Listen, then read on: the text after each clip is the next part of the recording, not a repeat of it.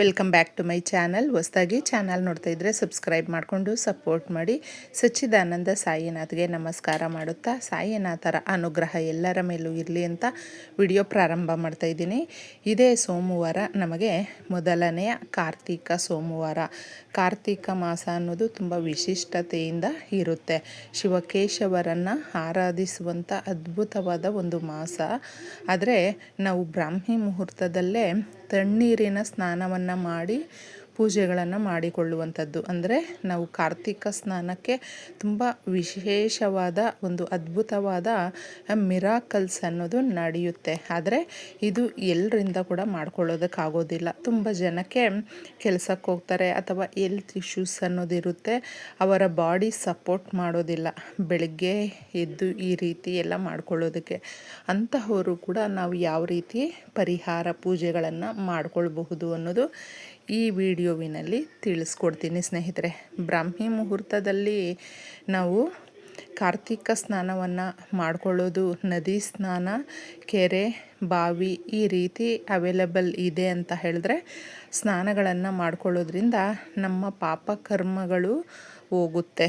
ಎಲ್ರಿಗೂ ಇದು ಸಾಧ್ಯ ಆಗೋದಿಲ್ಲ. ಅದಕ್ಕೋಸ್ಕರ ನೀವೇನಾದರೂ ಗಂಗಾ ಜಲವನ್ನು ತಗೊಂಡು ಬಂದು ಇಟ್ಕೊಂಡಿದ್ರೆ ಅದನ್ನು ಸ್ನಾನ ಮಾಡುವ ನೀರಿಗೆ ಸ್ವಲ್ಪ ಅದನ್ನು ಬೆರೆಸ್ಕೊಂಡು ಸ್ನಾನ ಮಾಡೋದ್ರಿಂದ ನಾವು ನದಿ ಸ್ನಾನ ಮಾಡಿದ ಪುಣ್ಯ ಫಲ ಅನ್ನೋದು ಸಿಗುತ್ತೆ. ಸೋಮವಾರ ಅದು ಮುಖ್ಯವಾಗಿ ಮೊದಲನೆಯ ಕಾರ್ತಿಕ ಸೋಮವಾರ ಶಿವಸ್ವಾಮಿಯನ್ನು ಬೆಳಗ್ಗೆ ಪೂಜೆ ಮಾಡಿದ್ರೆ ಸಂಜೆ ಬಂದು ನಾವು ವಿಷ್ಣು ಸ್ವಾಮಿಯನ್ನು ಆರಾಧನೆ ಮಾಡ್ತೀವಿ. ಅದರದೇ ಆದಂಥ ವಿಶೇಷವಾದ ಫಲಗಳು ಅನ್ನೋದು ಸಿಗುತ್ತೆ. ಅದಕ್ಕೋಸ್ಕರ ಈ ದಿನ ತಿಳಿಸುವಂಥ ಒಂದು ಸಣ್ಣ ರೆಮಿಡಿ ಸ್ನೇಹಿತರೆ. ಇದು ನಾವು ಎಲ್ಲ ದೇವಾನುದೇವತೆಗಳಿಗೂ ಕೂಡ ಈ ಪದಾರ್ಥವನ್ನು ನೈವೇದ್ಯವಾಗಿ ಇಡ್ತೀವಿ. ಭೂಮಿಗಳು ತಗೊಳ್ಬೇಕು, ಸೈಟ್ ತಗೊಳ್ಬೇಕು, ಜಮೀನು ತಗೊಳ್ಬೇಕು, ಸ್ವಂತ ಮನೆ ಮಾಡ್ಕೊಳ್ಬೇಕು, ಬಂಗಾರವನ್ನು ಮಾಡಿಸ್ಬೇಕು, ಮಕ್ಕಳಿಗೋಸ್ಕರ ಏನಾದರೂ ಒಡವೆಗಳನ್ನ ಮಾಡಿಸ್ಕೊಳ್ಬೇಕು. ಈ ರೀತಿ ಆಸೆ ಪಟ್ಟಿರುವಂಥವರು ಈ ಪರಿಹಾರವನ್ನು ಮಾಡಿಕೊಳ್ಬಹುದು. ಏಕೆಂದರೆ ಎಲ್ರಿಗೂ ನಮ್ಮದೇ ಆದಂಥ ಒಂದು ಸ್ವಂತ ಜಮೀನು ಇರಬೇಕು, ಸ್ವಂತ ಭೂಮಿ ಇರಬೇಕು, ಸ್ವಂತ ಮನೆ ಇರಬೇಕು ಅಂತ ಆಸೆ ಪಡ್ತೀವಿ ಪ್ರತಿಯೊಬ್ಬರೂ. ಅದು ಚಿಕ್ಕದು ದೊಡ್ಡದು ಅನ್ನೋದಲ್ಲ. ತುಂಬ ಜನ ಒಂದು ಆಸೆ ಪಟ್ಟರೂ ಕೂಡ ಎಷ್ಟೋ ವರ್ಷಗಳಿಂದ ಇದನ್ನು ನೆರವೇರಿಸ್ಕೊಳ್ಳೋದಕ್ಕಾಗೋದಿಲ್ಲ. ಕನಸಾಗೆ ಉಳಿದು ಬಿಟ್ಟಿರುತ್ತೆ. ಅಂತಹವರು ತಪ್ಪದೆ ಇದನ್ನು ನೀವು ಮಾಡ್ಕೊಂಡು ನೋಡಿ, ತುಂಬ ಚೆನ್ನಾಗಿರುತ್ತೆ. ನಾವು ಸ್ನಾನದ ನೀರಿಗೆ ಗಂಗಾ ಜಲವನ್ನು ಸ್ವಲ್ಪ ಮಿಕ್ಸ್ ಮಾಡಿ ಸ್ನಾನ ಮಾಡಿ ಮನೆಯನ್ನು ಅರಿಶಿಣ ಹಾಕಿ ಮನೆಗಳನ್ನು ಒರೆಸಿ ಹೊಸ್ತಿಲು ಮನೆಯ ಅಂಗಳ ಎಲ್ಲವನ್ನು ತೊಳೆದು ಅರಿಶಿಣ ಕುಂಕುಮ ಇಟ್ಟು ನಾವು ರಂಗೋಲಿಯನ್ನು ಬಿಟ್ಟು ಈ ರೀತಿ ಸೋಮವಾರದ ದಿನಗಳಲ್ಲಿ ಬೆಳಗ್ಗೆನೇ ಪೂಜೆ ಮಾಡಿಕೊಳ್ಳೋದ್ರಿಂದ ವಿಶೇಷವಾದ ಫಲಗಳು ಸಿಗುತ್ತೆ. ಅದಾಗಲಿಲ್ಲ ಅಂತ ಹೇಳಿದ್ರೆ ನಿಮ್ಮ ಸಮಯವನ್ನು ನೋಡಿಕೊಂಡು ಪೂಜೆಗಳನ್ನು ಮಾಡಿಕೊಳ್ಬಹುದು. ಅದರ ಜೊತೆ ಈಗ ತಿಳಿಸುವಂಥ ಒಂದು ಪರಿಹಾರ ಸ್ನೇಹಿತರೆ ತುಂಬಾ ಅದ್ಭುತವಾದ ಪರಿಹಾರ ಅಂತ ಹೇಳಬಹುದು. ಯಾಕಂದರೆ ಮಹಾಲಕ್ಷ್ಮಿ ಭೂದೇವಿ ನೆಲೆಸಿರುವಂಥ ದಾಸವಾಳದ ಮರ ಅನ್ನೋದು ಎಲ್ರಿಗೂ ಗೊತ್ತಿರುವಂಥದ್ದು. ತುಂಬ ಶಕ್ತಿ ಇರುತ್ತೆ, ದೈವಿಕ ಶಕ್ತಿ ಜಾಸ್ತಿ ಇರುತ್ತೆ ಆ ಗಿಡದಲ್ಲಿ. ಅದನ್ನು ಎಲ್ಲರ ಮನೆ ಹತ್ರ ಕೂಡ ಬೆಳೆಸ್ಕೊಂಡಿರ್ತಾರೆ. ತುಂಬ ಹೂಗಳು ಕೂಡ ಬಿಟ್ಟಿರುತ್ತೆ. ಅದರಲ್ಲಿ ಹೂವು, ಬೇರು, ಎಲೆ, ಕಾಂಡ ಪ್ರತಿಯೊಂದು ಕೂಡ ಅದರದೇ ಆದಂಥ ಒಂದು ಅದ್ಭುತಗಳನ್ನು ಸೃಷ್ಟಿ ಮಾಡುವಂಥ ದೈವಿಕ ಗಿಡ ಅಂತ ಹೇಳಬಹುದು. ಈ ಗಿಡದ ಎಲೆಯನ್ನು ತೆಗೆದುಕೊಂಡು ನಾವು ಪರಿಹಾರವನ್ನು ಮಾಡಿಕೊಳ್ಳುವಂಥದ್ದು. ಈ ಸಣ್ಣ ಪರಿಹಾರಗಳು ನಮಗೆ ಒಂದು ರಿಸಲ್ಟನ್ನು ಕೊಡುತ್ತಾ ಅನ್ನುವ ಡೌಟ್ ಇಟ್ಕೊಳ್ಳೋದಕ್ಕೆ ಹೋಗಬೇಡಿ. ನಂಬಿಕೆ ಅನ್ನೋದು ನಮಗೆ ಬಂದಾಗ ನಮ್ಮ ಅರ್ಧ ಕಾರ್ಯಗಳು ನಡೆಯುತ್ತೆ ಸ್ನೇಹಿತರೆ. ಹೌದು, ಅದಕ್ಕೋಸ್ಕರ ನಂಬಿಕೆಯಿಂದ ಶ್ರದ್ಧಾಭಕ್ತಿ ಇಟ್ಕೊಂಡು ನೀವು ಸೋಮವಾರದ ದಿನ ಈ ಪರಿಹಾರವನ್ನು ಮಾಡಿಕೊಳ್ಳಿ. ಇರುವಂಥ ಸಾಲಗಳು ಕೂಡ ತೀರಿ ಈ ರೀತಿಯ ಮನೆ ಮಾಡ್ಕೊಳ್ತೀರಾ, ಸ್ವಂತ ಮನೆ ಜಾಗ ತಗೊಳ್ತೀರಾ, ಭೂಮಿ ಬಂಗಾರ ಎಲ್ಲವೂ ತಗೊಳ್ಳುವ ಅಂಥ ಯೋಗ ಕೂಡಿ ಬರುತ್ತೆ.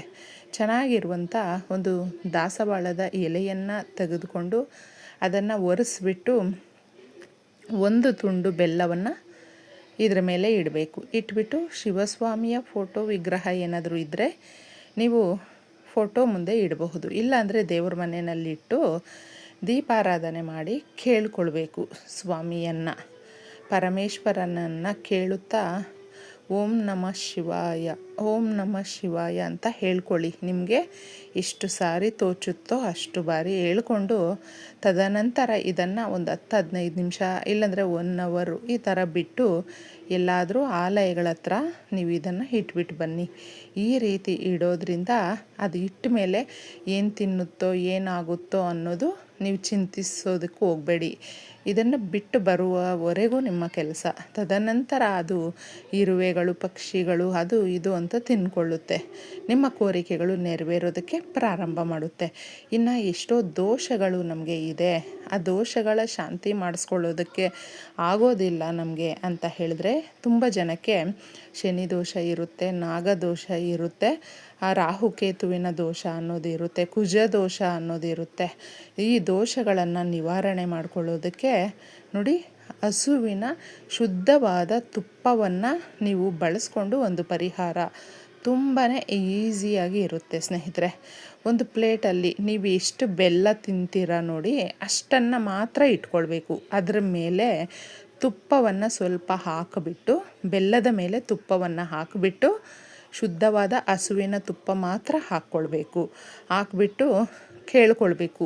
ನಿಮ್ಮ ಇಷ್ಟ ದೇವರನ್ನು, ಪರಮೇಶ್ವರನನ್ನು ಕೇಳ್ಕೊಳ್ತಾ ಈ ದೋಷಗಳು ನಿವಾರಣೆ ಆಗಬೇಕು ಅಂತಂದ್ಬಿಟ್ಟು ಸೋಮವಾರದ ದಿನಗಳಲ್ಲಿ ಈ ಪರಿಹಾರವನ್ನು ಬೆಲ್ಲದ ಮೇಲೆ ತುಪ್ಪವನ್ನು ಹಾಕಿ ಕೇಳಿಕೊಂಡು ಅದನ್ನು ತಿನ್ನಬೇಕು. ಈ ಥರ ಸೋಮವಾರಗಳು ಮಾಡ್ಕೊಳ್ತಾ ಬನ್ನಿ. ನಿಮಗೆ ಗೊತ್ತಾಗ್ಬಿಡುತ್ತೆ. ನೀವು ಎಷ್ಟು ವಾರಗಳು ಮಾಡ್ಕೊಳ್ಳಿ ಅಂತ ಹೇಳಲ್ಲ, ನಿಮಗೆ ಎಷ್ಟು ವಾರಗಳು ಮಾಡಿಕೊಂಡ್ರೆ ಗೊತ್ತಾಗುತ್ತೆ, ಆ ಒಂದು ಐಡಿಯಾ ಬರುತ್ತೆ. ಸ್ವಲ್ಪ ಸ್ವಲ್ಪನೇ ಕಡಿಮೆ ಆಗ್ತಾ ಇರುತ್ತೆ. ನಿಮಗೆ ಎಷ್ಟು ದಿನ ತೋಚುತ್ತೋ ಅಷ್ಟು ದಿನ ಕೂಡ ಈ ಪರಿಹಾರವನ್ನು ಮಾಡ್ಕೊಳ್ಬಹುದು. ತುಂಬಾ ಈಸಿಯಾಗಿರುತ್ತೆ. ಎಷ್ಟೋ ದೋಷಗಳನ್ನು ಪೂಜೆಯ ಮುಖಾಂತರ, ಪರಿಹಾರಗಳ ಮುಖಾಂತರ ಮಾಡ್ಕೊಳ್ಬಹುದು. ಆದರೆ ದುಡ್ಡು ಖರ್ಚು ಮಾಡುವಂಥ ಒಂದು ಆ ಫೆಸಿಲಿಟಿ ನಮಗಿಲ್ಲ ಅಂತ ಹೇಳುವಂಥವರು ಈ ರೀತಿ ಮಾಡ್ಕೊಳ್ಬಹುದು. ತುಂಬಾ ಚೆನ್ನಾಗಿರುತ್ತೆ. ಆ ದೋಷಗಳು ನಿವಾರಣೆ ಆದಾಗ ನಮಗೆ ಮದುವೆ ಆಗದೇ ಇರುವಂಥವ್ರಿಗೆ ಮದುವೆ ಆಗುತ್ತೆ, ಕೆಲಸ ಸಿಕ್ಕಿಲ್ಲ ಅಂದರೆ ಕೆಲಸ ಸಿಗುತ್ತೆ.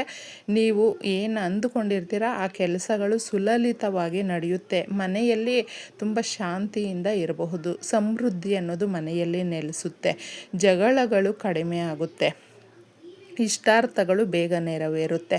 ಇಷ್ಟು ಸುಲಭವಾದ ಪರಿಹಾರ ಎರಡನ್ನು ಕೂಡ ಮಾಡ್ಕೊಂಡು ನೋಡಿ. ಎಲ್ರಿಗೂ ಕೂಡ ಒಳ್ಳೆಯದಾಗುತ್ತೆ. ಧನ್ಯವಾದಗಳು.